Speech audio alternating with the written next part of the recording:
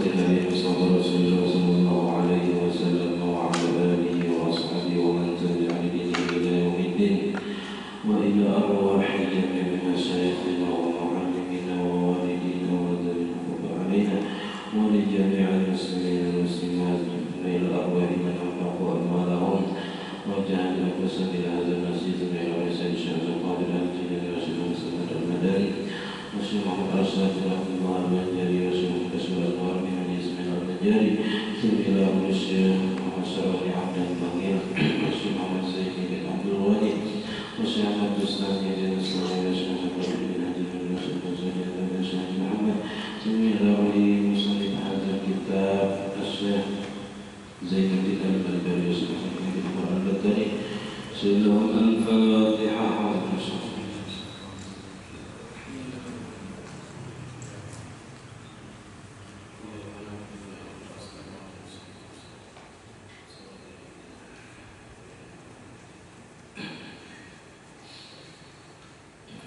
Bismillahirrahmanirrahim.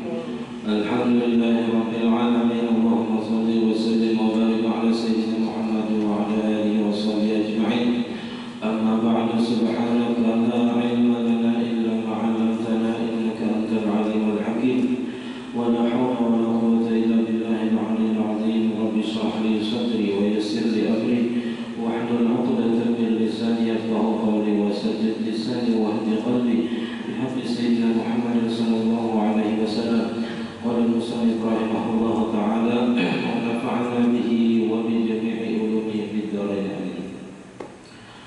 وللحرمة شروط ستة: أن يكون بقصد القرآن وحده أو مع الذكر أو بقصد واحد لا بعينه، بخلاف ما إذا قصد الذكر وحده أو أطلق فلا حرمة. فلا فرق في ذلك بين ما يوجد نظمه في غير القرآن وما لا يوجد نظمه إلا فيه.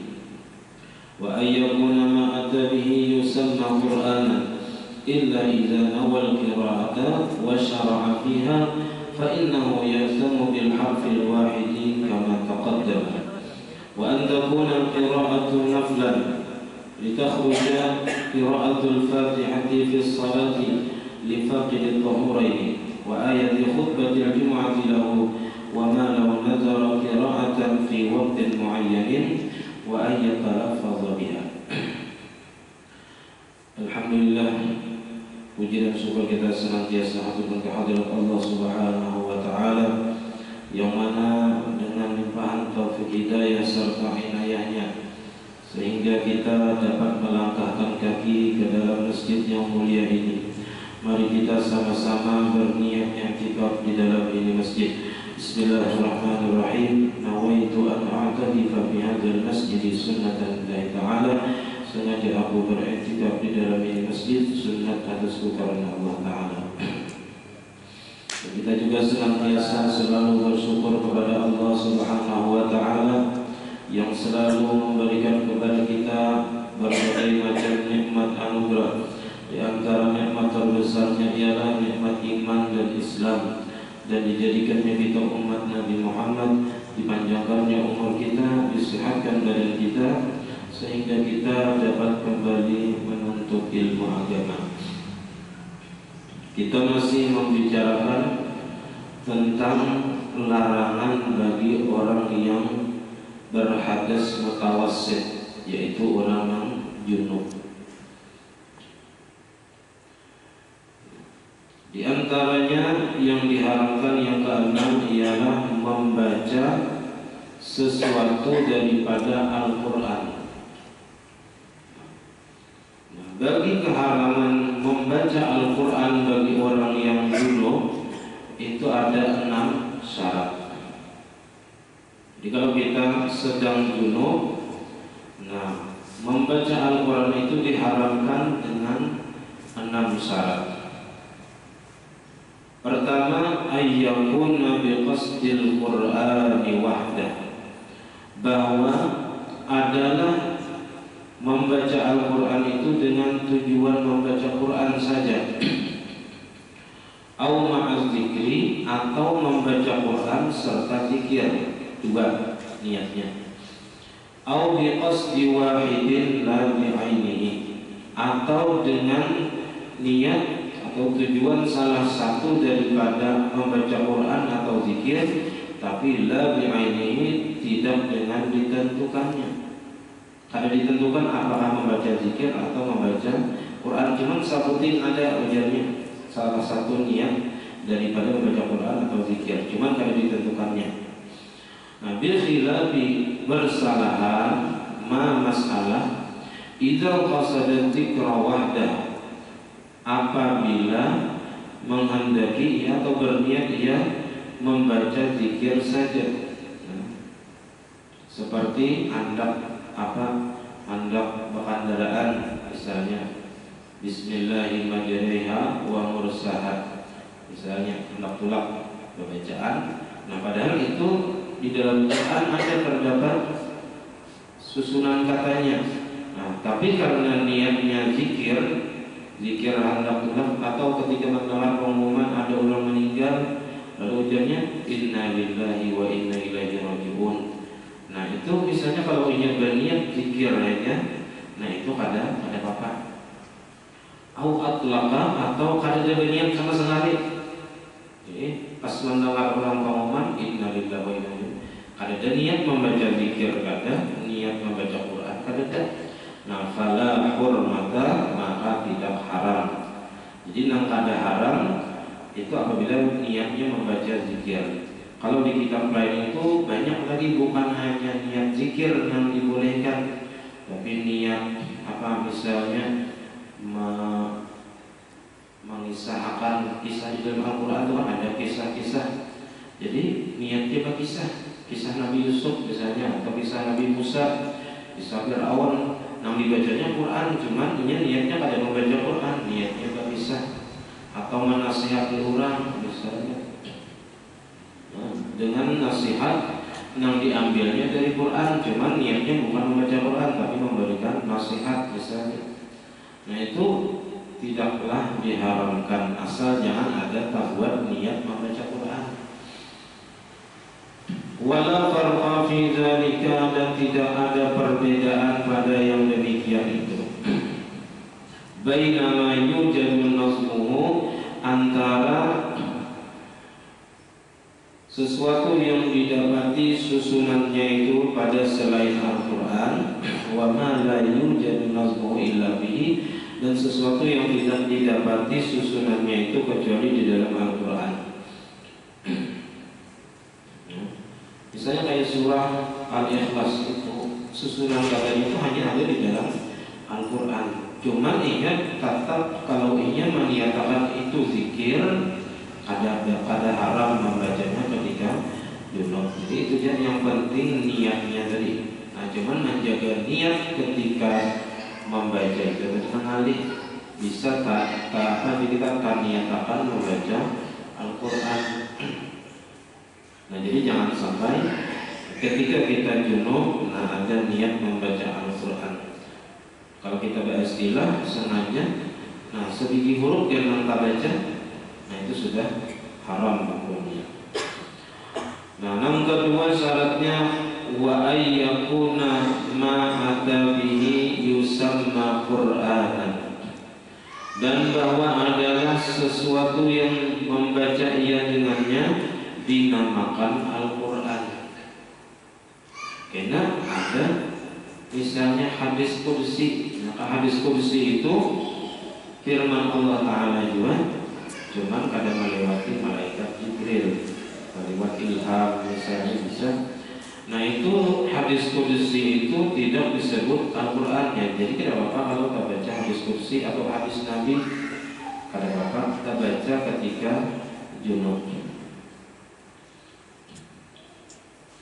Illa idza nawal qira'atan, kecuali apabila adalah ia berniat membaca Al-Quran. Nah, orang ini junub punya berniat membaca Quran, wa syara'a fiha, dan masuk ia pada membaca Al-Quran tadi. niatnya hendak membaca Bismillahirrahmanirrahim misalnya, tapi dia niat membaca Quran, bukan membaca zikir. Nah, maka fa innahu ya'tamu bil harfil wahidi, maka sesungguhnya ia berdosa dengan membaca satu huruf, tak baca bi.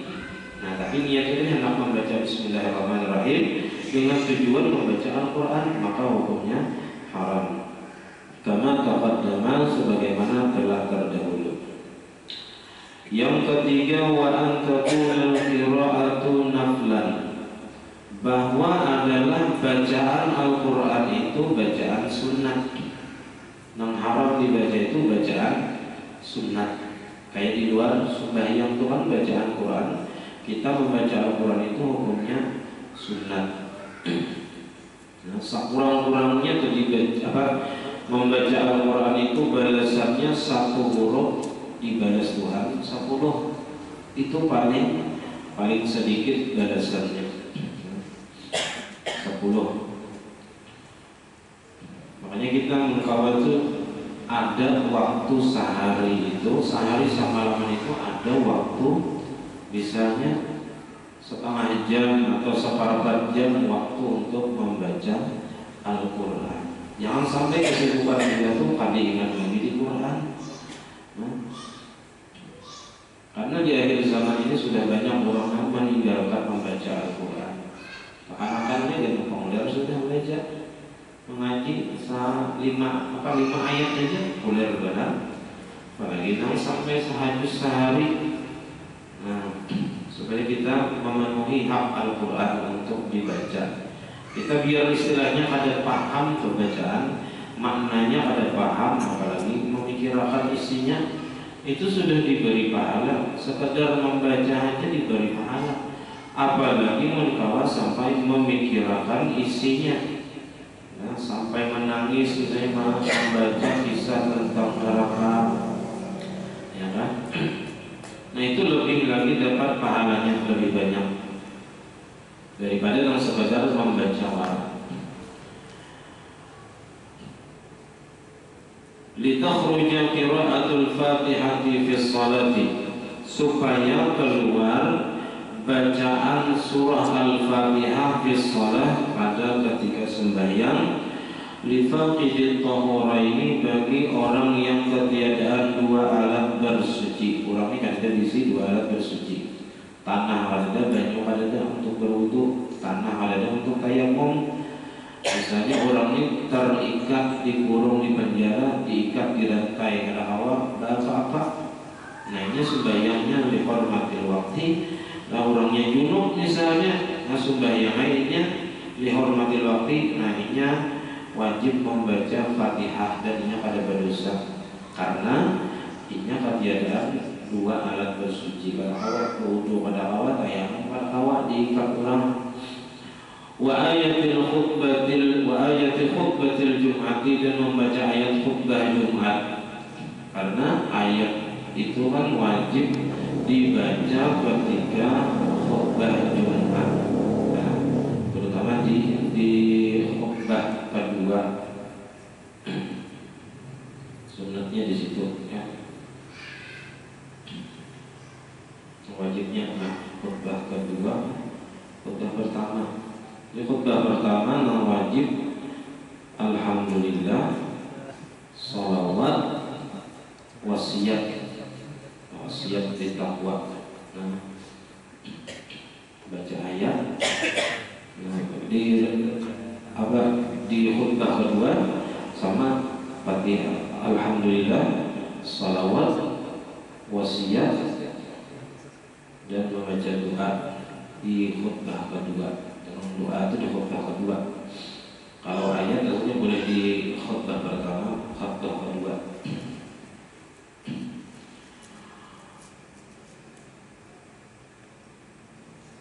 Nah, jadi karena ini dalam keadaan tidak mempunyai dua alat bersuci, khutbah misalnya dalam keadaan junub, nah itu dibolehkan. Tapi nang wajibnya aja, sekedar nang wajibnya aja. Kita jarang kita jadilah ada nang lain, jadi suruh jangan nang. Kalau wudu ada kalau tayamum dari nang disuruh banyak aja boleh.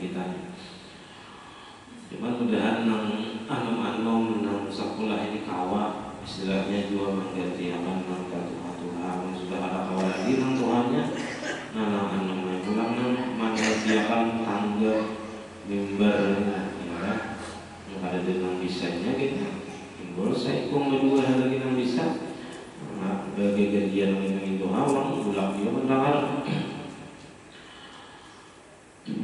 wa ma law nazara qira'atan fi waqtin muayyanin, dan masalah jikalau bernazar seseorang membaca Al-Quran di waktu yang tertentu, tapi di waktu itu ada diisi dua alat bersujud dari bolehnya membaca sekedar menunaikan kewajiban saja. Yang keempat, wa ayyatalaffadha biha, syarat haram membaca Al-Quran bagi orang yang junub itu bahwa ia melafazkan dengannya diucapkan. Nah, diucapkan dimungtung kita amun di hati ya pada panasnya. Fa kharaja ma idza ajra Qur'an ala qalbihi, maka keluarlah masalah apabila menjalankan ia akan Al-Quran atas hatinya, kita membaca di dalam hati.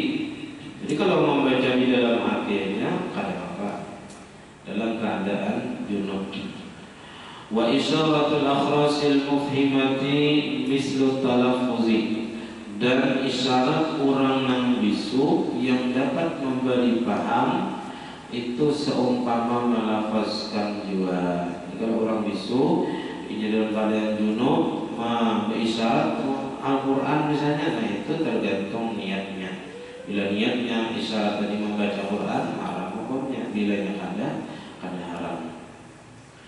Wa ayyusmi'a nafsahu, dan bahwa syarat yang kelima memperdengarkan ia akan dirinya. Jadi syaratnya talinya mendengarkan apa yang dibacanya. Amunnya bersuara cuma gimit, ya kan? Gimit kalimat untung memang kadang-kadang larang oleh talinya. Nah itu kada haram masih. Haitsu kana sahihas sam'i, apabila adalah ia orang yang sehat pendengarannya, normal pendengarannya. Jadi kita membaca Quran dia gimmitan misalnya level 1 atau level 2 misalnya sudah mendengar, nah, maka itu hukumnya haram sudah bila sampai kedengaran. Awalnya masih kalimat-kalimat saja kayak sambat ya, suara kedengaran. Nah itu kada haram masih. Wala mani'ah, dan tidak ada yang menegah min lawatin daripada suara nang daur, umbur, gemuruh misalnya, atau hujan lebat, ada yang menghalangi itu mendengarnya. Nah itu haram hukumnya. Wa nahwi, dan seumpama tumbur daur tadi. Wa illa amunnya ada yang menghalangi daripada pendengaran, misalnya hujan lebat, ya kan? Amunnya bersuara ini Bismillahirrahmanirrahim, kadang-kadang marah masih karena hujan lebat membawa ciak yang kadang-kadang. Nah di mana patokannya? Fal madaru ala kaunihi bihaitsu law lam yakun mani'un la sami'a, maka hukum yang beredar ialah patokannya kita atas keadaannya itu dengan sekira-kira jikalau tidak ada yang menegah saya mendengar. Jadi tetap hukumnya seperti keadaan normal. Seandainya ada hujan, kita misalnya hujan Bismillahirrahmanirrahim mendengar, berarti waktu hujan lebat pun kayak itu sudah misalnya haram hukumnya bagi seseorang yang junub tadi membaca Quran walaupun ini ada mendengar karena hujan lebat, tapi seandainya ada hujan mendengar, nah maka hukumnya haram. Kayak itu juga bacaan-bacaan sembahyang. Nah bacaan-bacaan sembahyang itu yang wajib kita memperdengarkan dengan sekira-kira seandainya ada suara daur dan tumbur kita mendengar sudah cukup. Nah, kalau misalnya kita baca Fatihah Bismillahirrahmanirrahim Alhamdulillahirabbil alamin arrahmanirrahim, atau kita makmum misalnya kayak berbisik Bismillahirrahmanirrahim Alhamdulillahirabbil alamin, mendengar aja itu. Cuma bila hujan mendengarlah, harus mendengar. Nah, jadi tetap sah aja bacaannya seandainya ini begini kayak tadi. Tapi seandainya ada hujan, ini mendengar cukup aja sudah. Ada nang mesti harus nang baca jiak pun baca Fatihah, sampai mendengar misalnya kalau bawa siapa mendengar, kalau usah sampai itu, cukup kayak biasa aja. Seandainya ada hujan, kita mendengar, dikasih itu aja. Kita kewajiban menyaringkan suara saja. Kadang mesti sampai bawa siap. Apalagi kita misalnya para lawan di salon make ya kan, nyaring imamnya pakai make ya. Jadi imamnya membaca surat nyaring, kita membaca Fatihah, berbeda kadang-kadang. Seandainya imam kepada nyaring, kita mendengar aja misalnya, cukup aja sudah. Kadang mesti harus menyaring dulu kayak imam bacaan, jangan mendengar kan usah.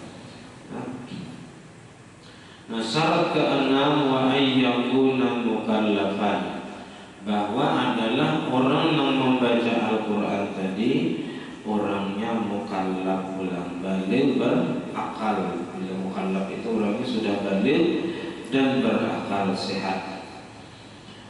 Nah, habis masalah yang keenam membaca Quran. Lalu sedikit menyinggung tentang isi Al-Quran. Faidatun, ini satu faidah di sini. Adadu ayatil Qur'anil azim sittatu alafin wa sittumi'atin wa sittuna ayatan. Jumlah ayat-ayat Al-Quran yang mulia yaitu 6.666 ayat. Kita harus hitung ya Pak. Ulama sudah ada nama hitungnya apa? Ini di dalam dalail ada malam Sabtu, Tamam Ahad ada ayatul Quran wa hurufihi. Hurufnya itu ada yang lagi berapa? Nah, cuman ayat Al-Quran ada 6.666 ayat, 6-nya 4 kali. Alfun minha amrun, 1000 ayat daripada 6.666 tadi amrun, merupakan perintah Tuhan kepada hambanya. Baik perintah itu perintah wajib atau perintah sunat. Cuma bila disebut amar secara mutlak, yang dimaksud adalah perintah wajib yang dilaksanakan. Wa alfun nahyun, ada 1000 bentuknya larangan. Jadi ada 1000 larangan di dalam Al-Quran. Wa alfun wa'dun, dan ada 1000 janji surga. Tuhan berjanji memasukkan orang-orang beriman dan beramal saleh. Biasanya itu beriman dan beramal saleh. Orangnya beriman, beramal saleh. Amal saleh itu disebut amal saleh tentunya didasari dengan ilmu. Jadi berilmu dahulu, hanya beramal, hanya disebut amal itu amal saleh, amal yang baik, yang diterima oleh Allah Ta'ala.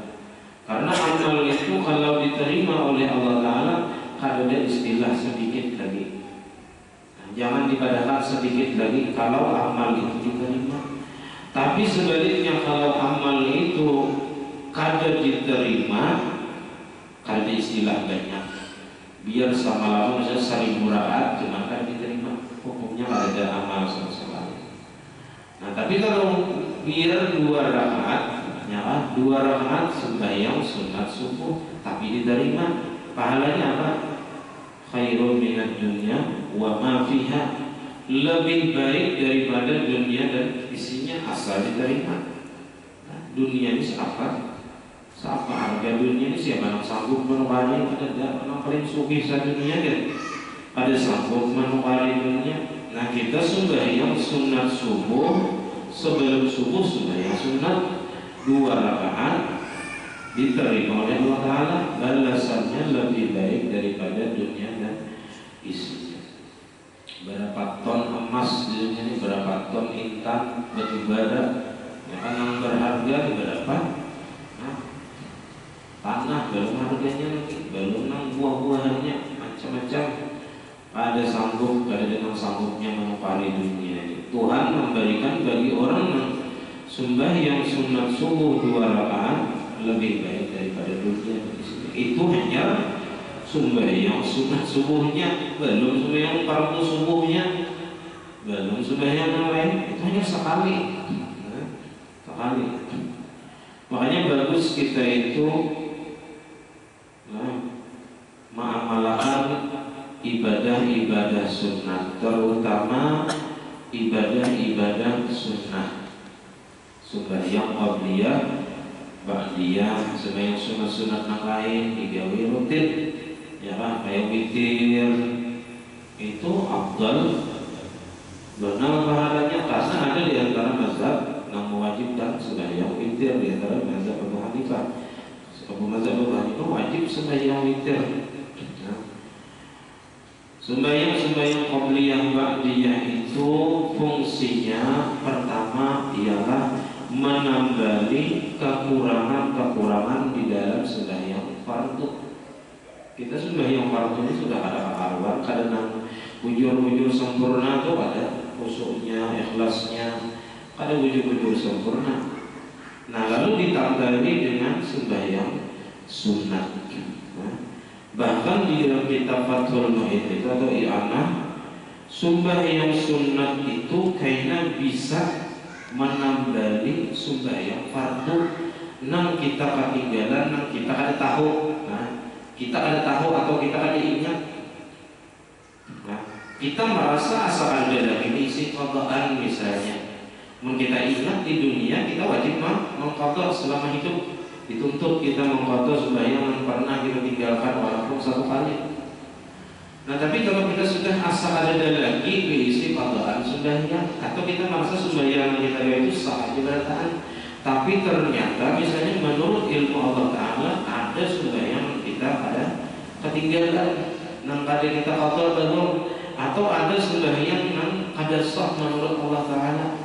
Nah, sembahyang sunat tadi bisa kena Tuhan jadikan sebagai pengganti sembahyang fardu yang kita kada ingat lagi bahwa ada isi qadaan atau ada sembahyang kita yang kada sah. Nah, tapi selama kita selama kita ingat bahwa ada isi qadaan, wajib kita mengqadha. Cuman mungkin misalnya dikumpulkan 70 kali sembahyang sunat hanya kau menambali sembahyang fardu tadi misalnya. Nah, tapi karena kita banyak isi sembahyang sunat, kau lagi menambali. Nah, tapi kalau kita ada isi sembahyang sunat, nah ditambahkan, ada isi tambelnya. Nah, jadi paling ada ya kan bagaimana kita melazimi atau menggawi ibadah-ibadah yang sunat tadi. Kayak puasa sunat, nah bagus pula digawi. Nah, tapi berat karena puasa itu seharian, sedangkan kita ini sehari itu gawian banyak ya macam-macam. Jadi semakin berat gawian puasa tadi, ujian puasa tadi semakin berat, semakin guna juga pahalanya ketimbang musim santai misalnya. Puasa di musim panas lebih besar pahalanya daripada puasa di musim dingin. Musim dingin rapungan aja ada kali, terus ada haus-hausnya sampai kemarin hujan aja seharian. Nah, coba nang hari panas malah baik. Nah, jam 9 sudah hari rapungan. Nah, ada lagi yang ditabung liur ya, saking garingnya. Nah, tak kenal pahala puasa di musim panas karena lebih beratnya ya. Lebih beratnya pahala gawiannya dari berat.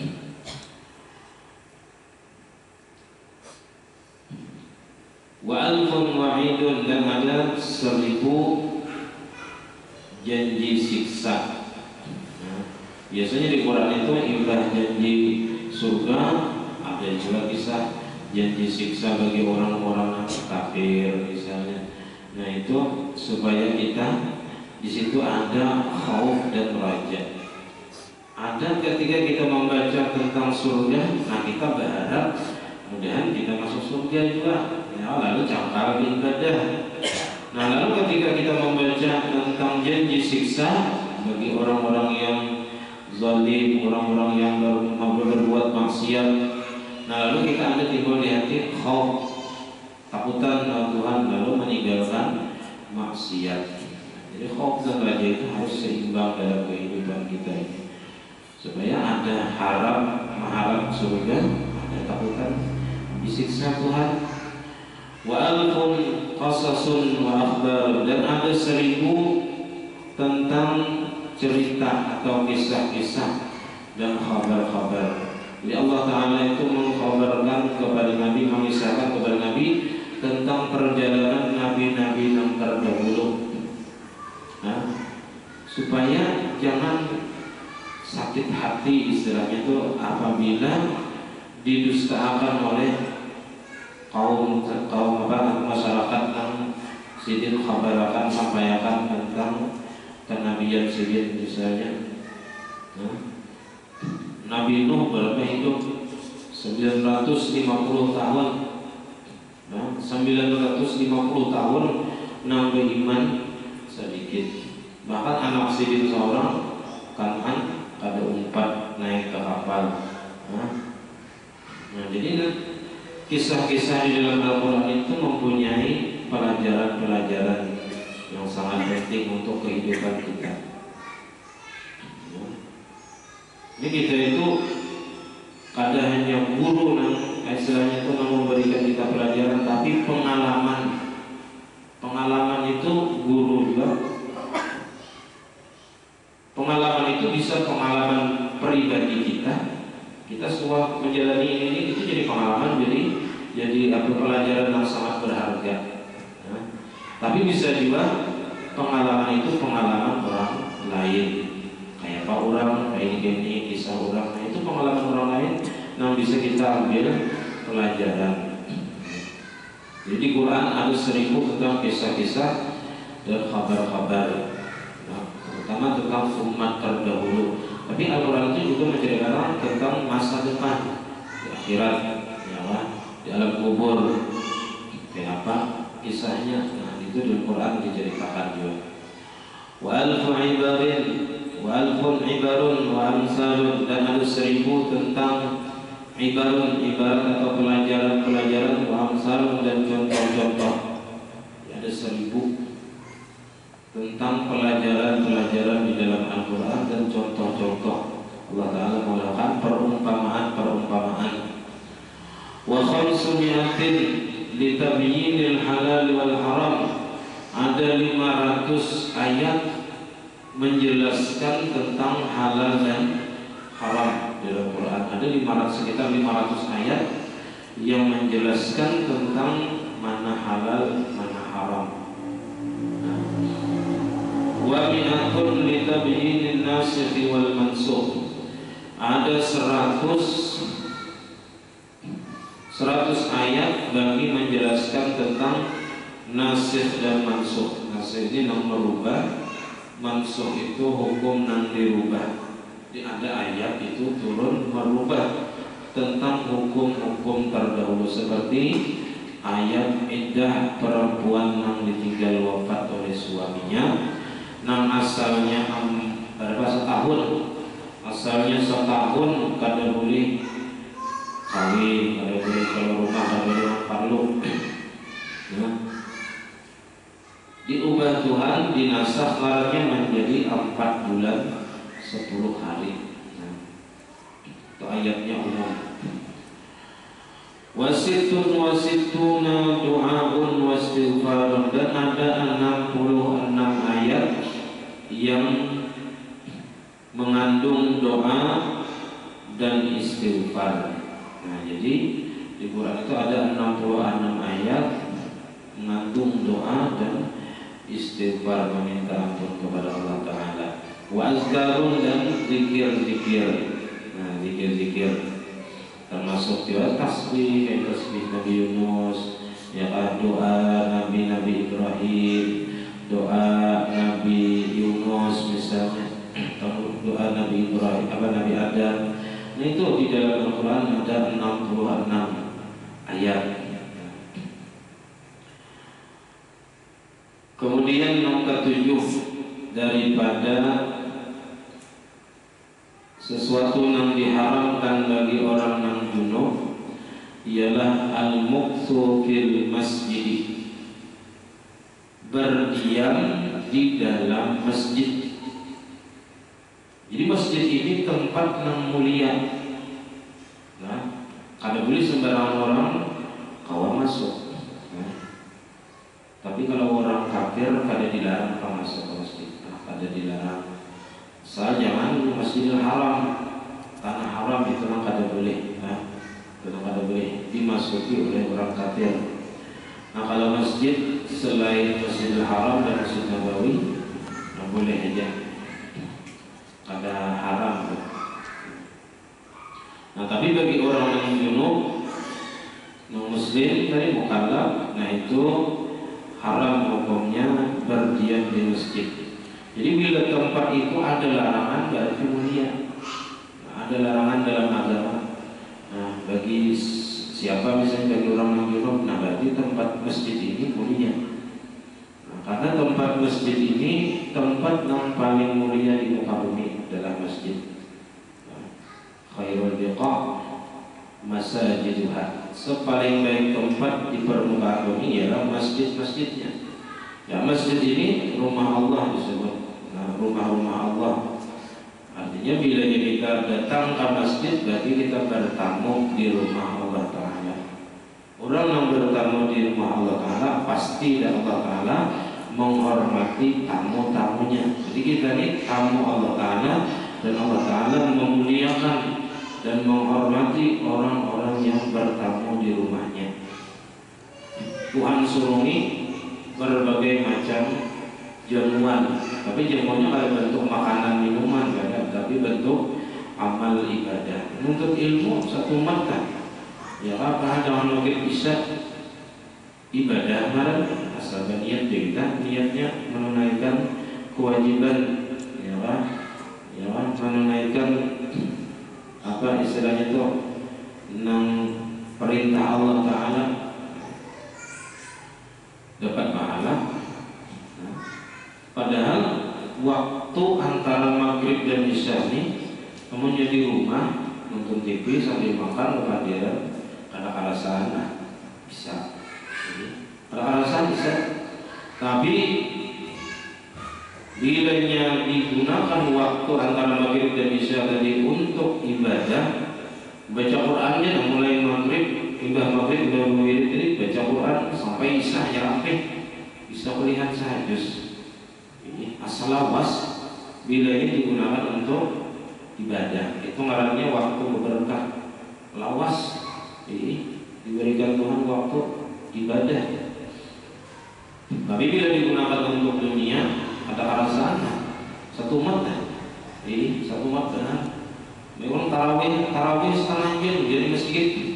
Coba di rumah berada yang untuk TV dua oleh sponsor ya. Untung ada orang di masjid aja sematnya masjid. Belikan ada orang tarawih. Ya kan?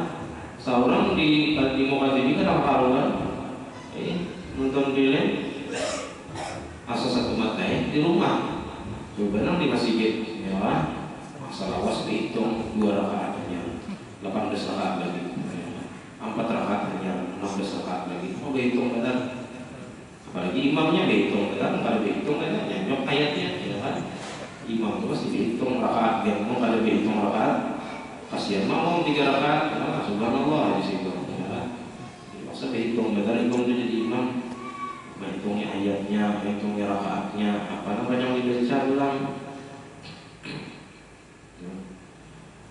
Ini nama gantian dia bang sama yang tarawih itu. Ini jangan ditunggal. Apalagi musim gawe ini jalan dari karuan guling siang ke perumahan riuhan. Nah jadi berdiam di masjid. Nah bagi orang yang junub ada boleh haram berdiam ada tahan di masjid.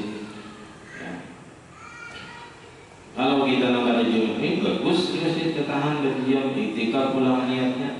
Seapa lawasnya iktikaf di masjid dapat pahala terus tak. Pada iktikaf tu berniatnya aja, berniat ibadah itu berenai lagi biar guring lagi di masjid kita dapat pahala iktikaf.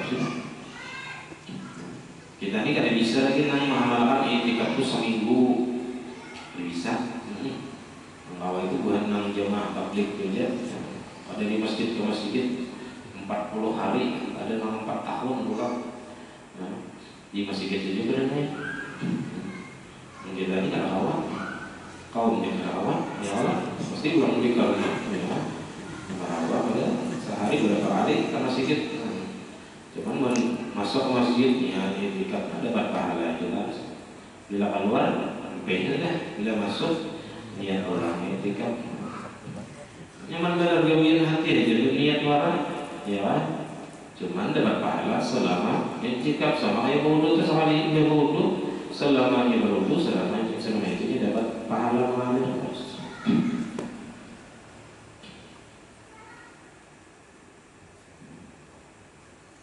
Nah kemudian wasaminu nang ke-8 daripada nang diharamkan bagi orang nang junub sampai di situ. Jadi malam Sabtu kaina kita acara. Nah jadi acara ibadah di majelis kita liburakan dulu untuk malam Sabtu yang akan datang untuk persiapan. Jadi di Sarwani datang, nang jauh-jauhnya tetap di Sarwani. Malam Sabtu yang akan datang perayaan Isra wal Mi'raj sekaligus haul abah dulu kumpul. Malam Sabtu yang akan datang ibadah Isya. Bagi jangan awalan. Yang salah hilaf dan maaf. Wassalamualaikum warahmatullahi wabarakatuh. Al-Fatihah.